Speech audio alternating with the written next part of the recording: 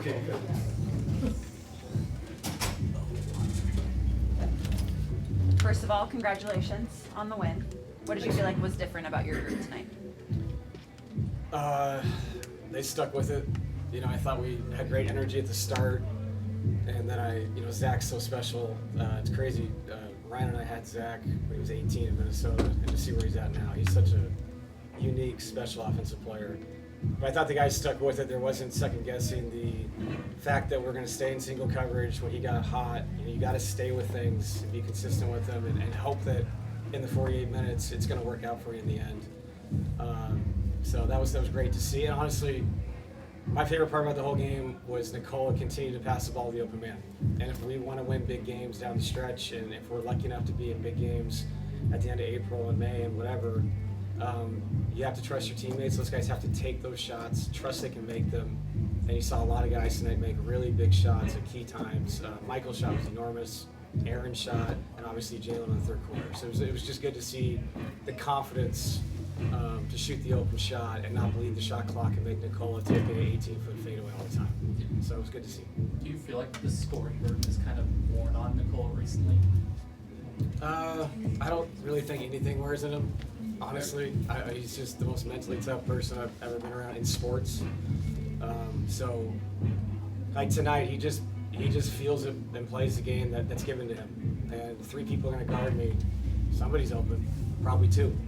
So I love the consistency, and I think as he did that throughout the game in the second half, he found easy baskets, free throws, because now they're disjointed a little bit. There's a little less belief when you see Jalen make 3 straight threes. You know, it's you start to feel like you have to deviate, and I didn't think we did tonight.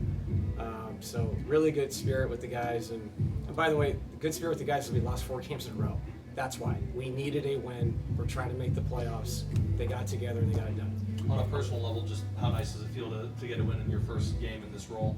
Undefeated, you know, it's great. No, I'll be honest.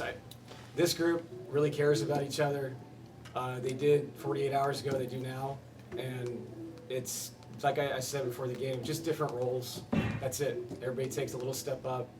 Everybody's helping each other out like we always did. Just trying to accomplish something on that given night to win that given game. Coach, I know you don't mind though. If you just throw this question out there, to do it in an environment that you grew up in front of the fans that your father coached, how did that make you feel? You know, and it's your first, journey into head coaching. Right. Honestly, I think the cool part is when you grow up in it, this stuff, I don't know if it affects you less, but you've been around these environments so much. And this is one of the best crowds, always has been, one of the best fan bases, one of the best basketball towns in the league. So it's special to come here and win because it's an actual basketball venue. It's not people buying tickets just to check something out in town. These people care about that team. And that's unique. It really is. And it's one of those things where you feel it. Like when Keon made the 3 in the corner, the place exploded. I didn't like that he made it, but that's a cool feeling. I like being in that environment, in this place. If you want to find that environment, it's in Sacramento. Coach, Nikola was particularly animated in most of the huddles. Was that part of the plan, or is he just wanted to take on a little more responsibility and trying to fire up the guys and drawing plays and all that stuff? We were trying to give them a little more leeway to let them communicate and talk first. So now that doesn't always go well, but it did tonight. And I talked about it before the game, but you have to be okay with criticism from your teammates. These are your brothers. Like, you guys are going through this journey together. They're not being personal with you. They're trying to accomplish a goal for that night. So if we can do that and it can be a positive going forward, that really helps when things get tough. Them relying on one another, because then that bleeds onto the court and the communication gets better. You go from the timeout to the court. That's where you really see good things. So, yeah, there was a bunch of examples. Aaron was great. CB, unfortunately, I have him breaking the huddle now. I guess that's his new thing. I'm not sure if he's comfortable with it, but he stepped up, so that's his role now. You talked about the things that Jalen did. The second quarter and the fourth quarter, you subbed him in. Things had gotten chaotic for you guys. Yeah. And you guys got 3 good possessions in a row. Each time you subbed him in that second and fourth quarter. How important were those possessions, and what did you see out of those possessions? Steadiness. I mean, that is Jalen. Like, he's a steady kid. I think his biggest growth in the NBA is he is an old school point guard, the way he brings the ball up. And so everybody thinks they're going to pick him up. And it was effective when he first came in the league. And now he's found a way to navigate the ball up the floor in his style and allows us to run and execute sets because he's a really good screener. He's a really good catch and shoot guy. And he's got a good feel for just staying in his own lane. And when you have players as good as some of our guys are, if you can just do that, you can play.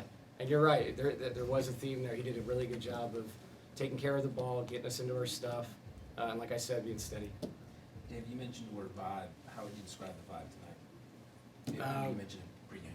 Yeah, I like I said, I think it was a reaction to obviously what went on the last 30 hours, and like I said, I think competitive people don't want to lose 5 games in a row. So you can look at it this way or that way, or they made a change and this happened. I don't really buy that. I think this is professional sports. And if you get used to losing, you shouldn't be in this. And I think that was a big part of it too. It was the emotion of what happened and the fact that, man, we've been embarrassing lately. We got to win a game. So it's cool to win in this environment, as you brought up.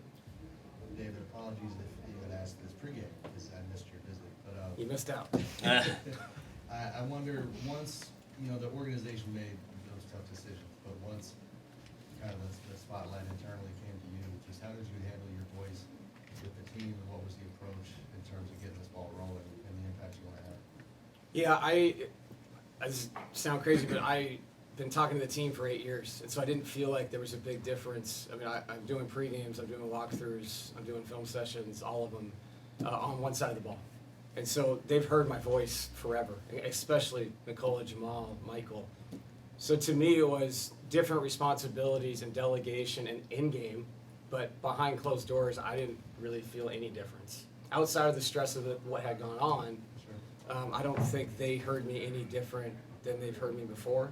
And so it felt pretty natural in that sense to step into it. This was completely different, obviously, running through the game and the delegation of what we're doing and all that. But yeah, it felt pretty comfortable. Last one, Chris. What was the celebration like in the locker room after the win? Did the team have a special water shower for you when you walked in or anything? No, they've done that to me before in the past. I'm glad they didn't because I really mean this. We got 2 games left. So it's cool. I'm sure it's a fun story and everything, but that's not the story. The story is the Nuggets need to win, and we need to win Friday. And we got to bring it Friday. And we got to bring it Sunday. Me coaching the team tonight, what went on, you have to turn the page and you have to look at what's important. And what's important is us competing on Friday night. It's not about me or somebody else feeling better about themselves tonight or the teams, all that stuff. It's come together and let's do something cool and special with these last 2 games. Thank you, David. Thank you. Congratulations. Thanks, appreciate it. How's your voice? All